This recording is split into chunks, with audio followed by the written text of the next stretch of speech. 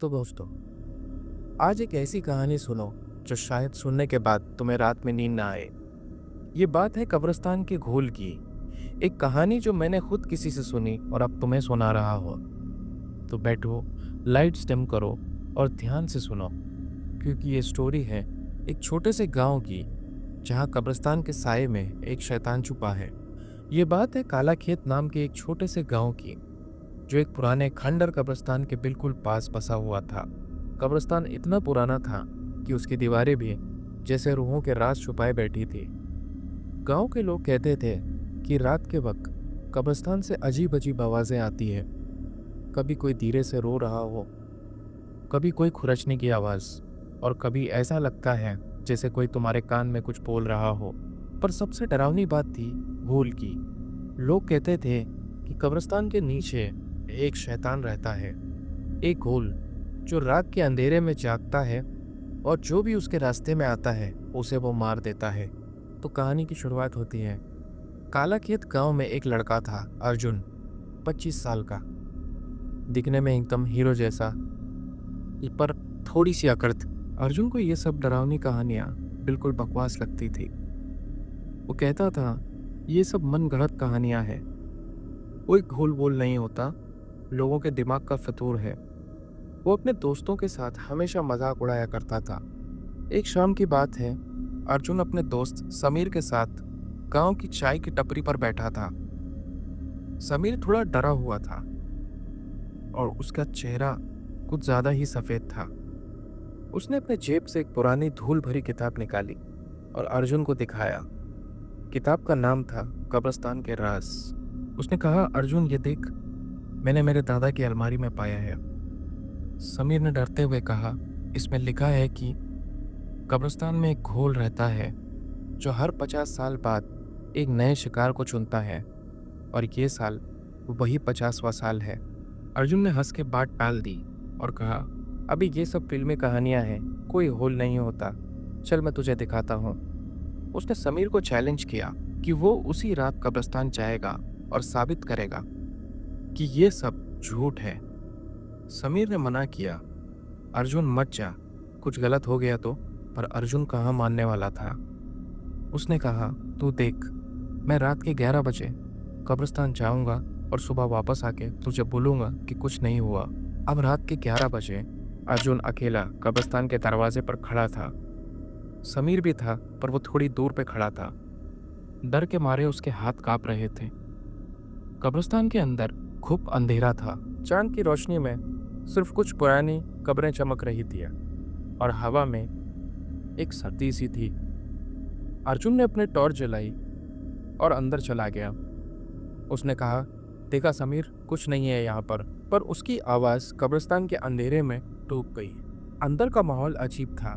हर कदम पर जमीन के नीचे से कुछ खुरचने की आवाज़ आती थी। तब अर्जुन ने सोचा, शायद चूहे होंगे, पर उसके दिल में एक शक उठा, वो एक बड़ी सी कब्र के पास होगा। अर्जुन ने मुस्कुराते हुए कहा, कितना ड्रामेटिक है ये सब। पर तभी उसकी टॉर्च की रोशनी एक कोने में पड़ी और उसने देखा एक आदमी का साया जो धीरे धीरे उसकी तरफ बढ़ रहा था। अर्जुन ने आवाज लगाई, कौन है वहां? पर कोई जवाब नहीं आया। साया और करीब आ गया और अब अर्जुन को उसका चेहरा दिखाई दिया। ये एक भुनहा आदमी था जिसकी आंखें बिल्कुल खाली थी, जैसे उनमें कुछ है ही नहीं। उसका चेहरा सफेद झुर्रियों से भरा था और उसके दांत अजीब से लंबे लगे। अर्जुन का दिल जोर से धड़कने लगा। वो पीछे हटा, पर साया उसके साथ साथ चलने लगा। अर्जुन ने कांपते हुए पूछा, तू कौन है? बूढ़े ने डरावनी मुस्कान दी और कहा, तू यहाँ क्यों आया लड़के? ये मेरी जगह है। अर्जुन ने अपने जेब से फोन निकाला, पर उसमें सिग्नल नहीं था। उसने चिल्लाया, मैं कोई डर नहीं रखता। पर बूढ़े की आवाज बदल गई। अब वो एक गहरी भयानक आवाज थी। तुझे डर नहीं है तो फिर देख मैं कौन हूँ। बूढ़े का चेहरा बदलने लगा। उसकी आंखें लाल हो गई और उसका मुंह बड़ा होता गया, जैसे कोई पीड़िया। अर्जुन के हाथों से टॉर्च गिर गई और वो वहीं बेहोश हो गया। जब अर्जुन की आंखें खुली, वो कब्रिस्तान के कोने में पड़ा हुआ था। उसके सामने वही बूढ़ा बैठा था, पर अब वो नॉर्मल लग रहा था। बूढ़े ने धीरे से कहा, तू भाग गया लड़के? पर ये खेल अब ही शुरू हुआ है। तू अब मेरा शिकार है। अर्जुन का सर भारी हो रहा था और उसके हाथ पर एक अजीब सा निशान था, एक काला दाग जो जैसे जिंदा हो धीरे धीरे फैल रहा था। अर्जुन भागते हुए गांव वालों के पास वापस आया और समीर को सब बताया। समीर, मैंने उसे देखा, वो बूढ़ा, वो कोई इंसान नहीं था। पर समीर ने कहा, अर्जुन तू ठीक है ना? कब्रिस्तान में कोई बूढ़ा नहीं रहता, तू शायद थक गया होगा। अर्जुन गुस्से में चिल्लाने लगा और बोला, मैं पागल नहीं हूँ, मैंने उसे देखा। पर समीर के चेहरे पर शक था। उस रात अर्जुन के सपने में वही बूढ़ा आया। उसने कहा, तू मुझसे नहीं भाग सकता, हर रात मैं तेरे एक कदम और करीब आऊंगा। अर्जुन ने देखा कि उसका काला निशान और बड़ा हो गया। अब वो हर दिन उसके हाथ पर फैल रहा था, जैसे कोई जहर उसके जिस्म में घुस रहा हो। अर्जुन ने गांव के एक पुराने पंडित श्यामलाल को अपनी बात बताई।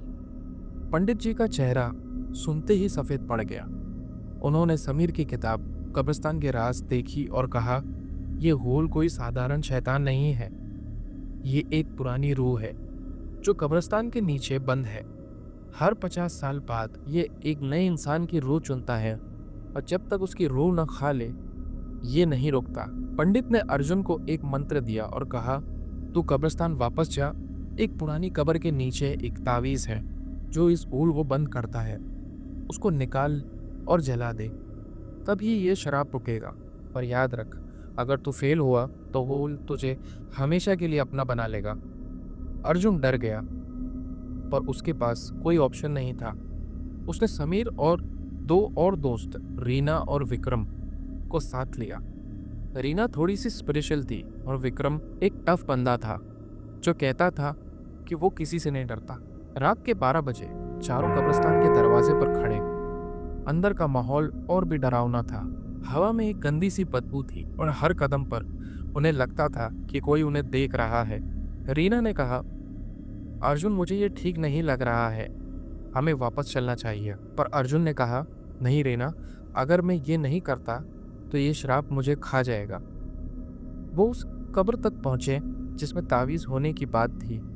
अर्जुन ने खुदाई शुरू की, पर तभी जमीन से एक आवाज आई जैसे कोई जोर से चिल्लाया हो। रीना डर से रोने लगी और विक्रम ने कहा, यह गलत है अर्जुन, हमें यहाँ नहीं होना चाहिए। पर अर्जुन नहीं रुका। उसने खोदना जारी रखा और आखिर में उसे एक पुराना डब्बा मिला। जब उसने डब्बा खोला, उसमें एक तावीज दिखी, पर साथ में एक छोटा सा आईना भी था। अर्जुन ने आईने में देखा और उसका दिल रुक गया। उसके पीछे वही बूढ़ा खड़ा था, पर इस बार उसका चेहरा अर्जुन का अपना चेहरा था। उसने चिल्लाया, ये क्या है? समीर, रीना और विक्रम भी डर गए। तभी बूढ़े की आवाज आई, तू समझ नहीं रहा लड़के, मैं तुझ में हूं, तू अब मेरा हिस्सा है। अर्जुन ने डरते हुए तावीज को जला दिया। एक जोर का धमाका हुआ और कब्रिस्तान में एक आंधी सी छा गई। जब सब शांत हुआ, चारों वापस गांव पहुंचे। सबने सोचा कि होल का अंत हो गया, पर अगले दिन अर्जुन का काला निशान और बड़ा हो गया।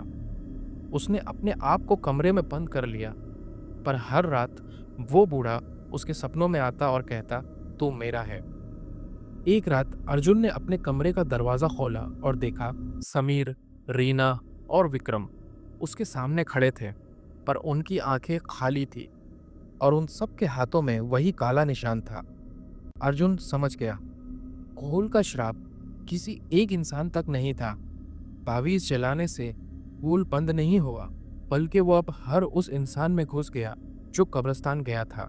अर्जुन ने अपने आप को आईने में देखा और उसका चेहरा अब बिल्कुल बूढ़े जैसा हो गया था। उसने चिल्लाया, पर कोई उसकी आवाज नहीं सुना। अगली सुबह अर्जुन और उसके दोस्तों का गांव से कोई पता नहीं चला। कालाखेत के लोग कहते हैं कि कब्रिस्तान अब और भी खतरनाक हो गया है। अब रात के वक्त न सिर्फ एक ढेर का साया दिखता है, बल्कि 4 लोगों के साये दिखते हैं, अर्जुन, समीर, रीना और विक्रम। और जो भी कब्रिस्तान के अंदर जाता है उसके हाथ पर एक काला निशान बन जाता है। ये थी कब्रिस्तान के घोल की कहानी। अगर कभी रात को कोई पुराना कब्रिस्तान दिखे तो सोच लेना। अगर आपको ये कहानी पसंद आई हो तो प्लीज़ चैनल को सब्सक्राइब करें और बेल आइकन दबाएं।